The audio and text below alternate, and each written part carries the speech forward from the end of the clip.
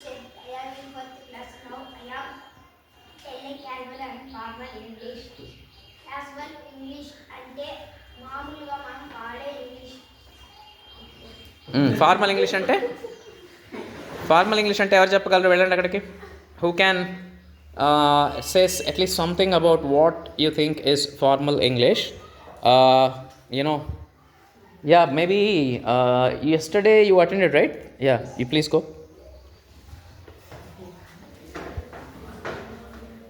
Please go fast, and yeah, maybe you two can wish and introduce yourself and continue with formal English. Good morning everyone. My name is Annie. I am in 10th standard. Formal English means formal English అంటే ఎవరితో అయినా మర్యాదగా మాట్లాడతాము. అంటే ఇప్పుడు casual English ఎలా మాట్లాడతామంటే repeat అంటాం. ఎవరైనా టీచర్స్ చెప్తుంటారు కదా బోర్డు మీద, అప్పుడు ఏమంటాం మనం?